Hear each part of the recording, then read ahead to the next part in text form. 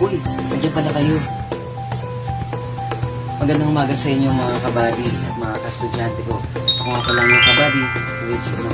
Tara, samahan niyo ako at ang aking mga kamag-aral sa paghahanap kung ano nga ba ang function ng mga bagay. Tara, let's go!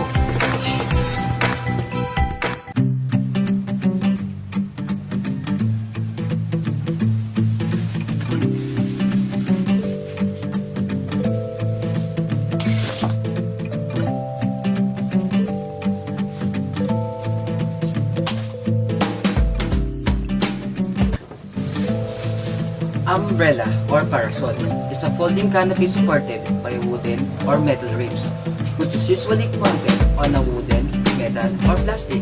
It is designed to protect a person against rain or sunlight. The word umbrella typically refers to a device used for protection from rain, and that's umbrella.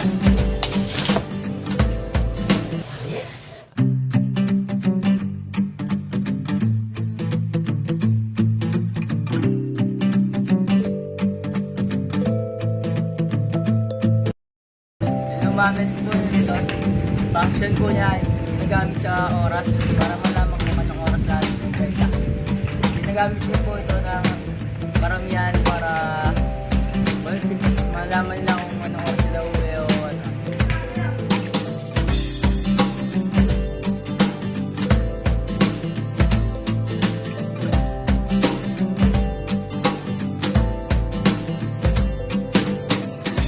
Electric fan. Pero dapat kailangan ng electric fan ng electricity. Kaya kailangan mo na natin siya isang sakto. Hindi mo natin siya tignan at pagbibigay po ng hangin sa bawat sulok o bawat ano sa ating lahat.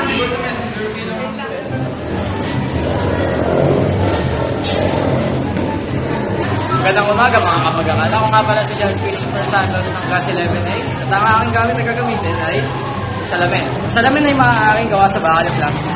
Function nitong salamin ay para sa mga malilabo ang mata para malinaw ang kanilang makita. Lamang po at ang susunod na mga represento sa akin ay si Lia. Lamang po, salamat. So yun nga po mga kaibigan, magandang buhay sa inyo lahat. Ang aking re-represent na ngayon ay ang ballpen. Ang gamit ng ballpen ay para panulat sa notebook at ipakita ang mga salita na kakatulad nito. Ang ganyan. Sa pagsusulat ay makikita natin kung paano gamitin ng mga bagay-bagay ula sa paggamit ng mga salita katulad nito. Yan, sa paggamit ng ballpen at ilang po ang aking life. Kaya sasabi, ilang po ang sabi sa lahat. Susunod sa akin ay si Ali. Boom! Ako nga pala si Alvin at ang tuturo ko naman sa inyo ay ang gunting. Paano nga ba gumagana ang gunting? Ginagamit ito para pang-putol o ipang-hati sa mga bagay-bagay. Yun lang po at maraming salamat. Kaya ako nga pala si Alejandro Guzman at ang aking re-represent ay banyo. Ang function ng banyo ay pwede mo doon ipanghugas kapag ikaw ay may pawis at gawa siya sa tela. Malambot din ito kaya kaya madali itong nakakasikip ng pawis. Yun lang po. Boom! So kami nga po pala yun. Kami po pala yung mga nag-represent ng mga bagay na ginawa kanina. Morning, ma'am. Ito po ang timbangan.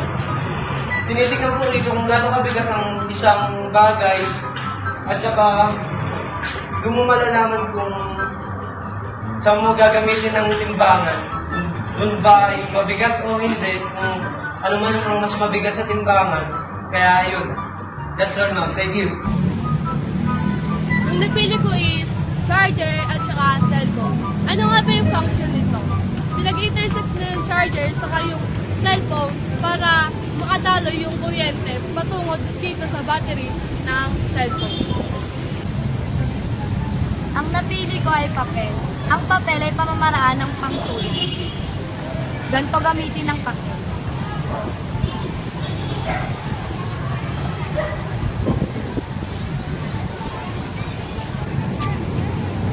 Ang napili ko is whiteboard at saka whiteboard marker. So, paano nga ba sila nag-i-intercept? Ano siya, panunulat mo lang siya like this.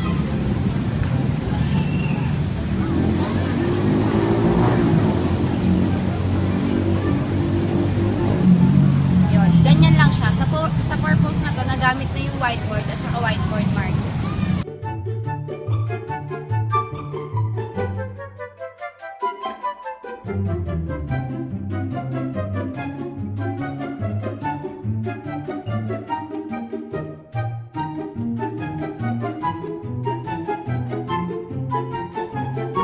Morning po, ma'am.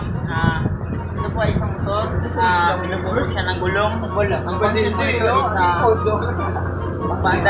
papandarin mo lang siya at ipipiga mo yung silindro niya para ito tumakbo. Kung saan ka pumunta ay pwede mo puntahan yung lugar na kung saan mo gusto.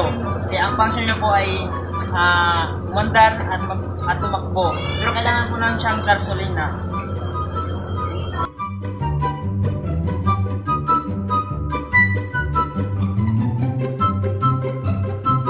Good morning po, ma'am. Ito po yung bike is, ang function po nito is, pag may gusto po kayong puntahan, pwede niyo po itong gamitin. Ang gagana po ito, pag pinitalan mo ng ganito, then aandar na po ito kung saan man gusto yung puntahan.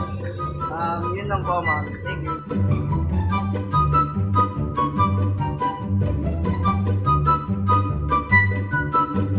Yun, good morning sa inyo.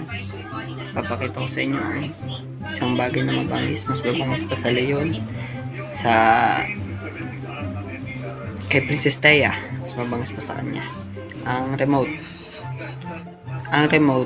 ang function ng remote ay paglipat-lipat ng channel. Yun lang, try natin.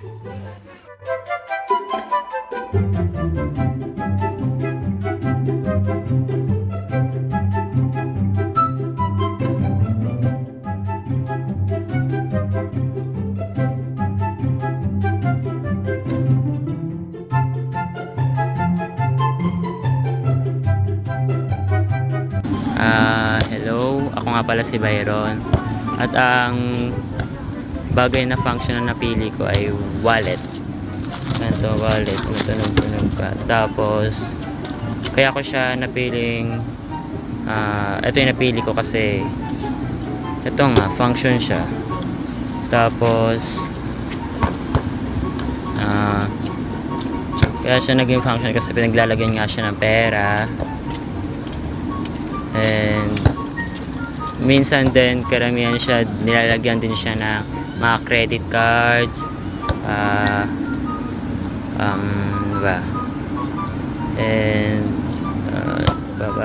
cheque, ganon, diba? Kaya function siya. Hindi naman pwede yung mga credit cards, ID, ganon, ilalagay mo lang kung saan sa bulsa mo. Din kung makalimutan mo siya, 'di ba? Makalimutan mo siya dun sa bulsa mo pala nilagay, pag naglaba ka basta, 'di ba? Ganon. Kaya function siya kasi nga kailangan mo talaga yung wallet para hindi mo siya makalimutan. Ang wallet kasi hindi naman sa atin naman kapag naisip naman natin may wallet tayo, hindi mo natin malilimutan na bira naman yung mangyayari na makalimutan natin agad yung wallet natin. Kaya ayun, function siya. Yun, salamat.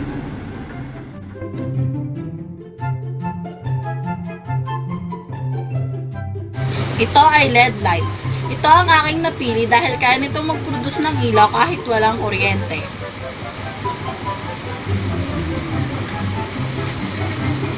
Pero, mas malakas siya kung gagamitan natin ng electricity, kagaya nito.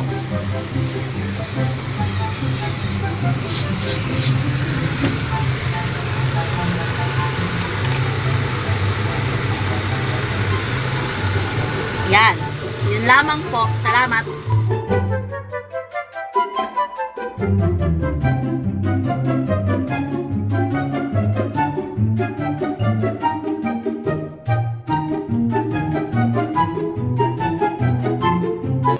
Una sa lahat, bakit ka ba ginagamit ng bimpo? At para saan nga ba ito? Ang function ng bimpo ay maaaring ipamuna sa ating mga pawis. At ito rin ay kailangan natin sa pang-araw-araw.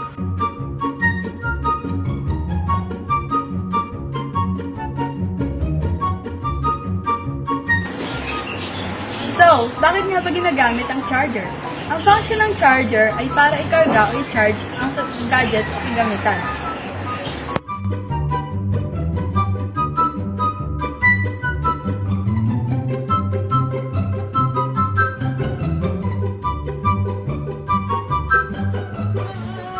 sa lahat, isa itong cellphone. Isang gadget o kagamitan na mabisang gamitin para sa mas bibilisang komunikasyon.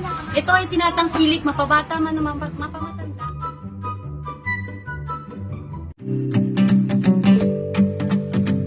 Napili ko ay speaker. Ginagamit ito upang mas mapalakas ang tunog, lalong-lalo na sa pakikinig ng musika.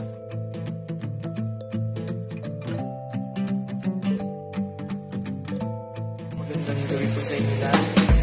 Ako nga po pala si Gabriel Matthew, CEO ko. Aking pong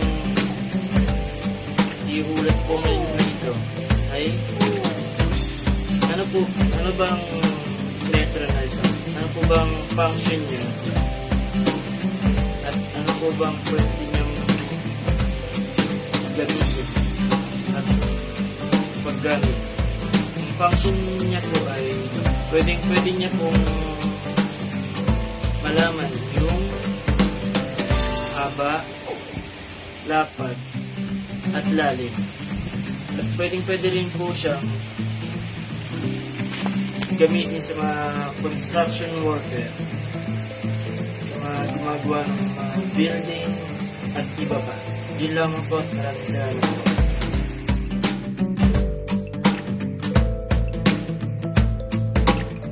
Ito nga po pala yung Dazzler. Function po ito ay panlinis ng pintana, TV, at iba pang appliances na tinatapuan ng mga nito.